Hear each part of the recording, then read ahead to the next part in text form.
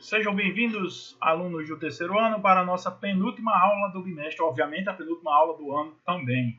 Continuaremos aqui com o assunto de energia nuclear, vendo alguns conceitos de energia nuclear. Na aula passada nós vimos os históricos, o histórico da energia nuclear, né, como é que ela começou a ser estudada, como se desenvolveu. E na aula de hoje nós vamos para alguns conceitos relativos à energia nuclear. Convém citar que essa explosão que está ilustrando a capa da aula de hoje é da série Chernobyl.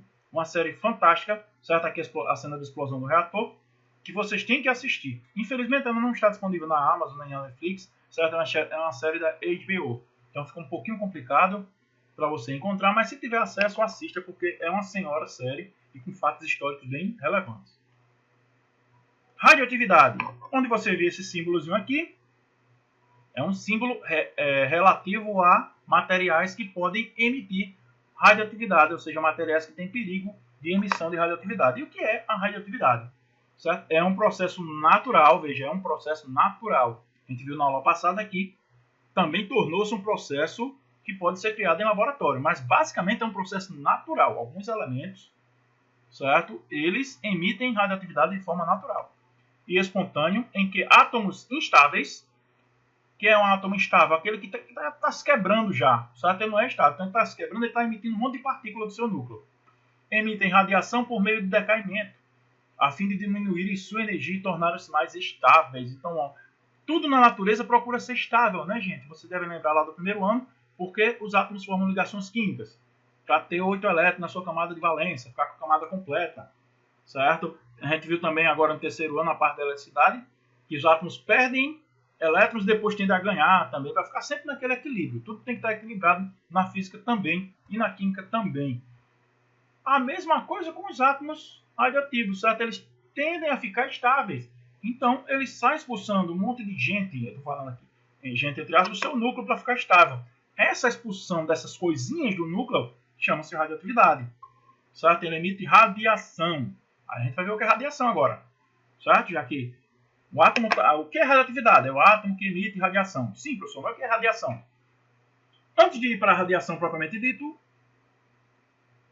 deixa eu só explicar para vocês aqui o que é contador Geiger, certo? Contador Geiger é o aparelho que mede um nível de radiação, certo? Geralmente temos aqui um transdutor, basicamente um transdutor que recebe aqui as partículas, funciona meio como um microfone, ele dá uns estalozinhos, certo? Quanto mais estalos, maior o nível de radioatividade. E aqui nós temos também aquele velho ponteiro que vai indicar um nível de radioatividade extra, que é dado em Röntgen, certo? Nível de radiação. Ainda não sei o que é radiação, sei que o contador Geiger mede radiação. Tem até uma cena muito interessante na série Chernobyl, que quando os caras chegaram, né, querendo abafar tudo, que era a União Soviética, queria mostrar uma face de perfeição, né, por conta da Guerra Fria. Você estudou, então queria mostrar uma face de perfeição. Então eles queriam, porque queriam encobrir o Chernobyl lá, o acidente lá quando houve.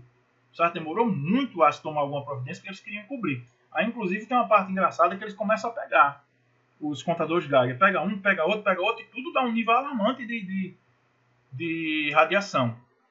Aí eles dizem, não, isso daqui tá quebrado. E não quero acreditar. Certo? É interessante. Assistam a série. Também vamos à questão do urânio enriquecido. O que é urânio enriquecido? É a partilha aqui de urânio enriquecido. Você sabe que o urânio ele é encontrado na natureza, ele já emite radioatividade de forma natural. Mas ele pode ser, entre aspas, manipulado para que fique ainda mais radioativo. Vamos ver como aqui, ó. O urânio encontrado na natureza tem uma concentração de...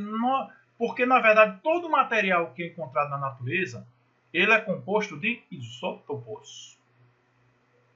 Professor, eu esqueci o que é isótopo lá do primeiro ano. Isótopos são átomos que têm o mesmo número atômico, o mesmo Z. Não é tanto que esse P aqui é de prótons, mesmo número atômico. Tá? Então, você pegar, digamos assim, deixa eu ver... Eu vou usar aqui o hidrogênio, que é o que me vem à cabeça, certo? Para ficar mais fácil você entender. Hidrogênio. O número atômico dele é 1. Então, qualquer elemento que você pegar, se eu pegar um elemento aqui X, tiver um só próton, certo? Tiver um só no seu número atômico, essa partezinha que fica aqui embaixo, não vocês lembram?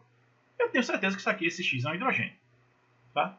E o número de massa não é constante. Eu tenho hidrogênio que tem 2, que tem 1. Certo? E tem hidrogênio que tem um só também.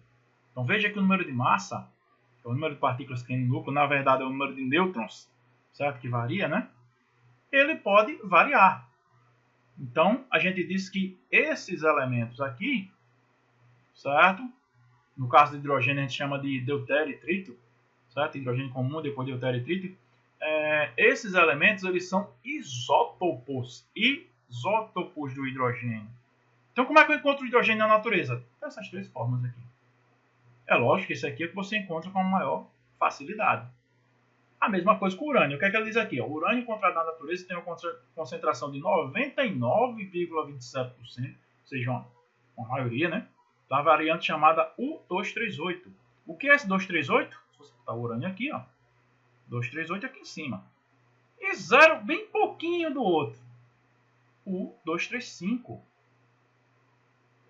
Certo? Que é usada como combustível. É esse aqui que é usado. Certo? O que é enriquecer o urânio? É aumentar a concentração desse aqui. Esse aqui é o que serve para combustível. Então você aumenta. Aí, como é que aumenta, professor? Aí são processos que a gente não está estudando aqui no ensino médio. Mas aumenta a proporção desse aqui, que é esse rapaz aqui, ó. Era só 0,72. Vamos aumentar aqui, nem sei dizer para quanto. Certo? Mas aumenta consideravelmente. Digamos que aumenta para 10%, já é um aumento muito grande, né, gente? Então, para 10% já é o urânio enriquecido. Então, o que é um urânio enriquecido? Ele é enriquecido com o quê? Com o próprio urânio, mas é com urânio 235. É esse aqui que é usado para combustível. Quanto mais urânio 235 tiver nessa pastilha aqui, certo? Mais energia ele vai fornecer. Então, o que é o urânio enriquecido? É aquele que possui mais o U235. Radiação. Aí sim chegamos na tal da radiação. O que é radiação? Certo? O que é radiação? Que alguns corpos emitem, como a gente viu, a questão da radioatividade. Certo? Na radioatividade tem a ver com o núcleo. O que é radiação? É um processo físico de emissão de energia. Então está sendo emitida energia por meio de partículas ou de ondas. É por isso que a gente estuda aqui na física moderna. Né? Estudo de partículas e ondas. Lembram da luz? Que vem do Sol até aqui, certo? E que a luz é partícula-onda. Então, partículas e ondas eletromagnéticas em movimento têm emissão de energia. É o que acontece, por exemplo, com o Sol, que emite radiação para a Terra. Como a gente já viu, é o que acontece, por exemplo, numa explosão nuclear. Radiação versus... Aqui é um versus, certo? Eu devia ter botado VS para não confundir, né? Versus raio-x. O raio-x é produzido quando a substância é bombardeada. Então, produz raio-x que atravessa todo o corpo humano, com exceção dos ossos, e acaba, como é que se diz, gravado em um filme, como se fosse uma fotografia. Certo? O raio-x ele tem a ver com radioatividade, mas ele só é produzido quando a substância é bombardeada. Só naquele momento. Certo? Raio-x não tem raio-x para sempre. A radiação não. A radiação ocorre de forma intermitente por alguns elementos. Então, o raio-x ele só ocorre naquela hora, a radiação ocorre sempre. Por exemplo, a radiação solar, né, que a gente está recebendo aí todos os dias. Quando sai na luz do sol, a gente está sempre recebendo. Quando vai para a praia e tudo mais, alguns são nocivos, outros não. Como a gente pode ver em algumas aulas de ciência, o VA, o VD e por aí vai. Ondas eletromagnéticas e partículas, mas algumas são desviadas, já falei para vocês, provenientes de reações que ocorrem na superfície do Sol. Está havendo reação, gente, que está ocorrendo na superfície do Sol que manda essas ondas aqui para a Terra. Certo? Foi um dos fatores que propiciou a vida aqui na Terra. Tipos de radiação. Olha aqui, o tipo de radiação. São 3 os tipos de radiação e desses tem uma que é bem nociva. São as radiações, ó, alfa, símbolozinho grego, muito horrível, parece um peixinho, com o rabo aberto aqui, certo? Sem fechar. Quando eu desenho um peixe, eu faço isso aqui, né? Aí fecha aqui o rabo do peixe, bota aqui uma carinha, tudo maior, peixe lindo. certo? O alfa você não fecha, é um peixinho sem fechar o rabinho, pronto, tá aqui. Beta é tipo B e gama, ele parece um Y, certo? Alfa, beta e gama, tá aqui, ó. Mas que coisa, eu não vi isso. Alfa, beta e gama, ainda bem que saiu parecido, né? Alfa, beta e gama. Penetração baixa, alta e altíssima, ionização alta, média e baixa, desvio pequeno, grande e não desvia. Tá? São as três emissões. Dessas três, gama é a mais perigosa e a mais nociva ao ser humano. Professor, então tem como evitar a radiação gama? Provavelmente não. Certo? A radiação gama, por sinal, é a única que não é, digamos assim, sólida. Ela é uma onda eletromagnética. Certo? A radiação gama dessas três aí é uma onda eletromagnética. Então, por isso que é difícil desviar, por isso que é difícil de reter, como a gente vai ver agora. Certo? Deixa eu só mostrar aqui. Isso aqui você já deve ter visto em química, né? As equações de relatividade, vocês viram em química. A gente está aqui lembrando, né? É um assunto interdisciplinar. Mas deixa eu só relembrar para vocês. Eu tenho um átomo qualquer, X, tem A e Z, como eu já falei para vocês, até quando estava explicando, né? O A em cima e Z embaixo. E esse átomo, certo? Se esse átomo aqui, ele emitir uma partícula alfa, certo? Alfa tem número de massa 4 e número atômico 2. Ele vai perder esse 4 e esse 2, obviamente.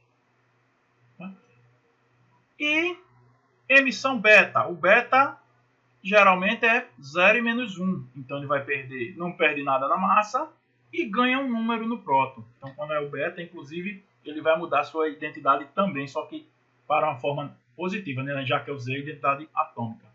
O grande problema é que a emissão alfa e a emissão beta, toda a emissão alfa e toda a emissão beta, é acompanhado por uma gama. Esse é o grande problema. Certo? É só radiação alfa, fácil de reter. Mas vem gama junto. Radiação beta, fácil de reter. Mas vem gama junto. Então esse é o grande problema da radioatividade. Certo? O raio gama, a radioatividade gama, sempre acompanha uma emissão alfa ou uma emissão beta. Certo? Sempre vai acompanhar. Então, daí a desgraça feita. Olha só como acontece o poder de penetração. Certo? Radioatividade, se for alfa. Uma folha de papel você retém a radioatividade alfa. Certo? Então, é uma partícula muito pesada. Então, você retém ela com papel, você desvia ela com papel. Beta até passa pelo papel, mas se você tiver uma roupa grossa, certo? Você já evita a radiação beta. Então, alfa é retida com a folha de papel e beta com roupa, madeira. Certo? Quem estiver dentro de uma casa está protegido. O problema vem agora. Lembra do que eu falei? Volta aí o slide. Alfa vem com a gama e beta vem com gama também. Então, se tiver alfa, tá vindo beta. Se tiver alfa, tá vindo gama. Se tiver beta, também tá vindo gama. E gama passa por tudo. Para você deter a radioatividade gama, certo? A emissão gama, só um muro de chumbo ou de concreto com mais de 4 metros de espessura, só para vocês terem ideia. O que aconteceu lá em Chernobyl? Eles tiveram que desativar. Não teve como retirar os elementos. Então está havendo emissão até hoje, certo? De radioatividade lá em Chernobyl. Como eles fizeram para evitar? Construíram um silo de concreto, ou seja, um muro de concreto ao redor do reator, ao redor de toda a usina, certo? Esse silo tinha que ser renovado. Eu não sei se houve essa renovação. Pesquisem, porque está perigoso. Sabe? Construíram um silo de concreto ao redor do reator para reter a reação. Daqui a pouco eu falo do acidente do Brasil também e volto a falar sobre isso para poder reter a radioatividade e, obviamente, gama. Decaimento radioativo. Certo? Todo elemento a gente viu que ele emite essas partículas radioativas no afã, ou seja, no desejo de ficar estável. Ele quer ficar estável, então ele vai eliminando essas partículas. E à medida que elimina partículas, volta para cá, slide. Estou eliminando partículas, às vezes eu estou perdendo massa. Olha o número de massa aqui, eu estou perdendo massa. Então vai haver um decaimento na massa com o tempo. E com o tempo o elemento torna-se estável. Certo? Ele para de emitir radioatividade, que é o que acontece, por exemplo, lá em Chernobyl. Colocaram aquele silo, mas vai demorar muito tempo para que o elemento fique seguro. emitindo níveis nocivos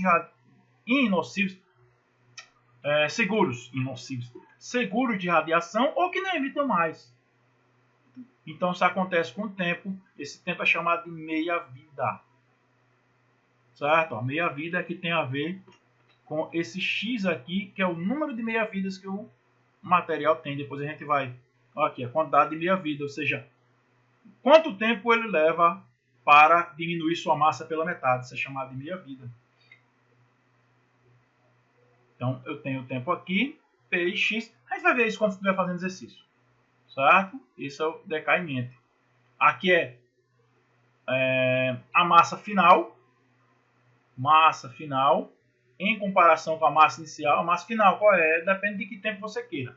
Digamos que eu queira... É lógico que a massa tende a zero, né? Ela vai perdendo massa, tende a zero. Quero saber a massa final. Eu tenho a massa inicial dividido por 2, dividido pelo tempo de meia-vida. E como é que eu calculo essa quantidade de meia-vida? É o tempo dividido por um certo P. A gente vai ver isso nos exercícios, para não ficar tão complexo, explicando aqui sua forma. É calculado pelo tempo de meia-vida do radioisótopo, que é o tempo necessário para que metade da massa da amostra inicial radioativa sofra desintegração, ou seja, torne-se estável. A massa vai diminuindo pela metade, pela metade, pela metade, pela metade, até tender a zero aqui, até ficar quase nada. Fissão nuclear. Vamos falar do que pode acontecer com o núcleo para emitir energia. A gente já tinha falado disso na aula passada, mas não sabia ainda dos processos. Fissão, o nome fissão vem de fissura, de quebra. Certo, gente? Então, a fissão nuclear, como está exemplificada aqui, ó. Opa, aqui está fusão. Não sei por que não está fissão. Ah, fissão agora. Perdão. A fissão... Deixa eu organizar isso. Pronto. A fissão nuclear, como você pode ver, um nêutron vai bater no núcleo, vai se chocar com o núcleo, fazendo com que esse núcleo se quebre. Na quebra, você está vendo aí que há uma liberação de energia e 2 novos núcleos e vários nêutrons. Aí esse é o problema das reações nucleares, certo? Não veio um nêutron aqui no começo? Olha esses nêutrons que estão aqui. Cada nêutron desse aqui vai gerar uma nova reação em outros átomos. Certo? Eu tenho um nêutron aqui no começo que vai quebrar um átomo. Vamos voltar aqui. Deixa eu voltar. Agora, um nêutron aqui no começo, ele quebra um átomo. Bateu no átomo, liberou energia, quebrou em 2 e liberou mais 3 nêutrons. Como exemplo aqui, poderiam ser mais. Esses nêutrons já vão quebrar outros átomos e por aí vai. Então veja a grande quantidade de energia que é liberada numa fissão. Certo? Fusão nuclear. O nome fusão vem de fundir, de juntar. Certo? Também libera energia. Então tá aqui, ó. Certo? Também libera nêutrons. Mas basicamente é isso. São 2 átomos que vão se juntar à fusão nuclear, que ocorre, por exemplo, no Sol. A fissão que ocorreu na bomba nuclear. Professor, e a fusão nuclear? A fusão nuclear precisa de uma alta temperatura para ocorrer. Então, para que ocorresse uma fusão, a bomba de fusão nuclear, se eu não me engano, ela nem sequer foi usada, precisa, na verdade, que a fissão ocorra. A bomba de fusão nuclear tem que ocorrer a fissão para liberar uma energia para poder a fusão ocorrer. Certo? Para ocorrer a fusão, é preciso ter muita energia para liberar a energia depois. E tudo isso ocorre no reator nuclear. Não vou explicar aqui todo o funcionamento do reator nuclear, mas basicamente é bem parecido com o de usina termoelétrica. Vocês devem lembrar, acho que lá no primeiro ano, quando eu expliquei, ou no segundo, quando eu expliquei a transformação de qualquer tipo de energia, passava por uma turbina girando. Girou uma turbina, eu falei para vocês, ó, girou uma turbina, olha a turbina aqui, está girando. Girou a turbina, você vai ter um gerador elétrico, vai ter eletricidade. Certo? Girou uma turbina. Então, o objetivo é girar essa turbina. Então, você gira essa turbina com água do mar, a gente já viu. Você gira essa turbina com a água retida no hidrelétrica. Você gira essa turbina com a hélice de uma usina eólica, certo? De um dispositivo eólico.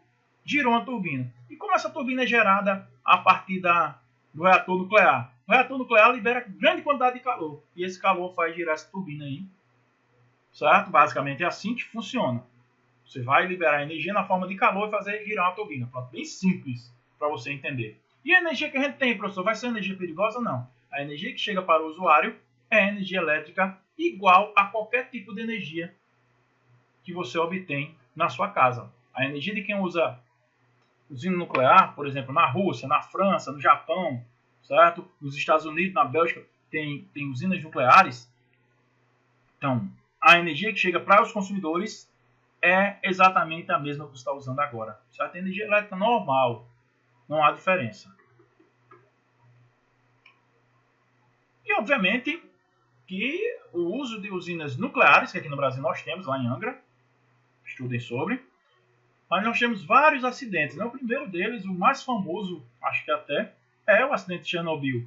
É o mais famoso e o mais perigoso. Quando você assiste, eu vivi a época, certo? Já entendi algumas coisas na época, eu vivia essa época e não tive noção do perigo que foi a explosão de Chernobyl para o mundo, tanto quanto entendi agora na série. Ela fala, passou uma série, exagera, não.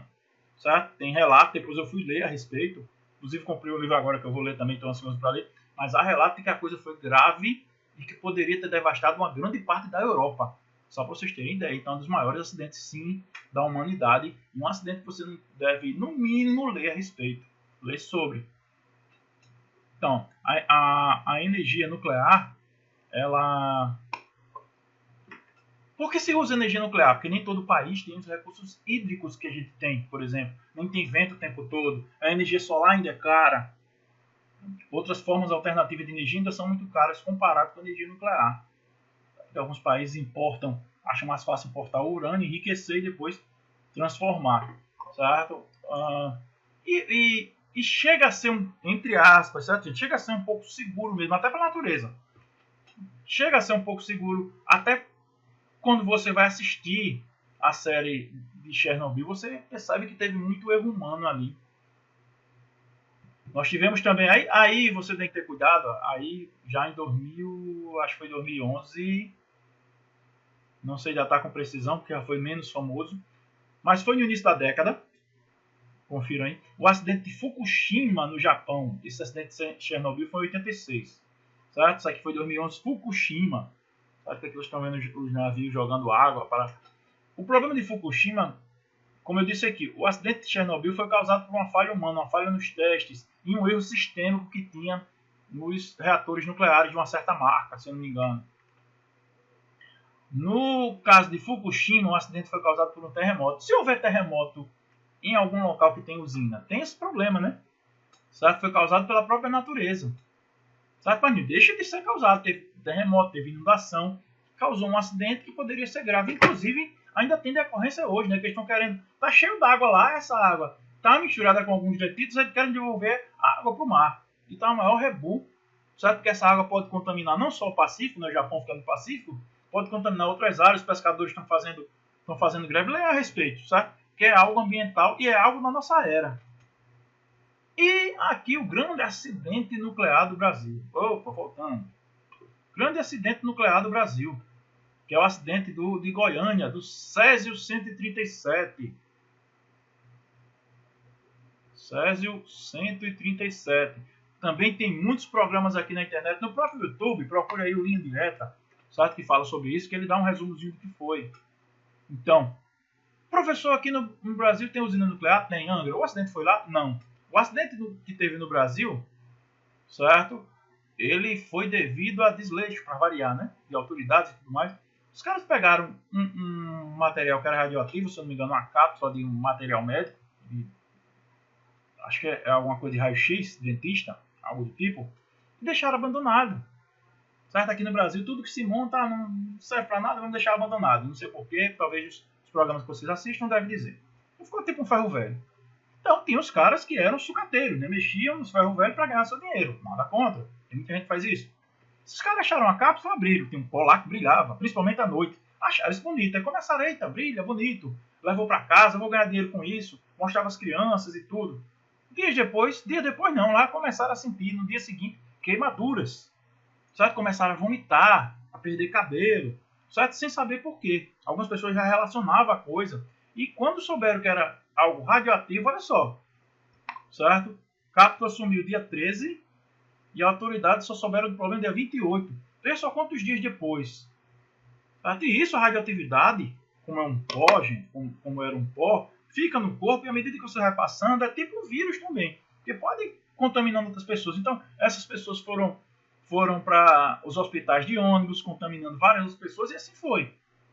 Então, voltando à questão dos Círios, como eu falei para vocês que ia lembrar de algo, para resumir a história, deu uma maior confusão lá na cidade, até na hora de enterrar as pessoas, porque ia ficar radioativo. Então foram enterrados num caixão que parecia uma geladeira de concreto, um bloco de concreto.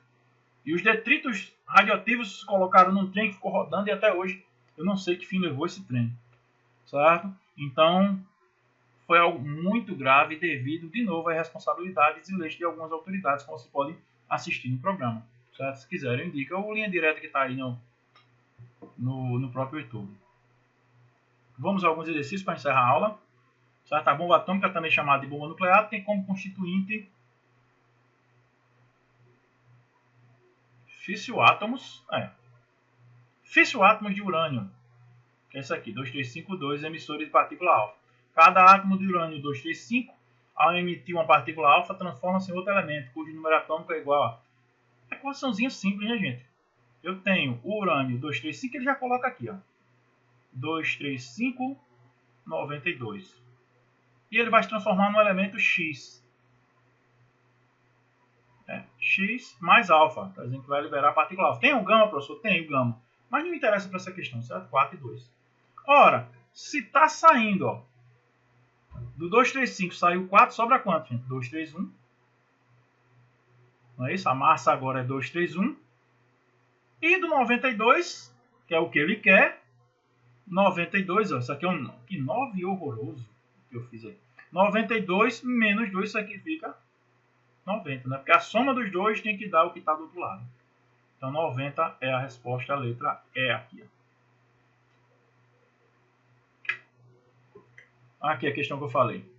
O iodo 125, variedade radioativa do iodo com aplicações medicinais, tem meia-vida, olha a meia-vida aqui, gente, de 60 dias. Quantos gramas de iodo 125 restarão após 6 meses, 180 dias, com base em uma amostra contendo 2 gramas do radioisótopo? Vamos voltar aqui às equações que eu esqueci, se eu não me engano é assim, ó. Não, se não me engano não, vamos pegar as equações. MF, M0 sobre 2x, vamos logo para essa aqui.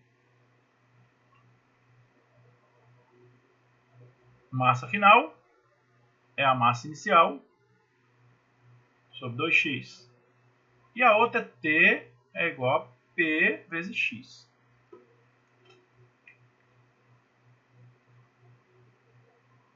Então vamos começar por essa T vezes P vezes X, porque eu tenho aqui. Certo? Para achar o valor de X. O iodo 125, variedade radioativa do iodo, com aplicação, tem meia-vida de 60 dias. Olha, 60 dias. Então, é o meu P. 60 dias é meu P, que é o período de meia-vida. Quantos gramas de iodo restarão após 6 meses? É o tempo, né? Então fica 180, e o tempo dado em dias. Certo? Então fica 180 é igual a 60, vamos, 60 x. X é igual a 180 dividido por 60. Então, x é o número de meia-vidas. Eu tenho 3 meia-vidas. Certo? E agora eu vou jogar na outra fórmula. MF é igual a M0 sobre 2x. Massa final, que é o que eu quero, né? Quantos gramas? Massa final. A massa inicial. Qual é a massa inicial que eu tenho? 2 gramas.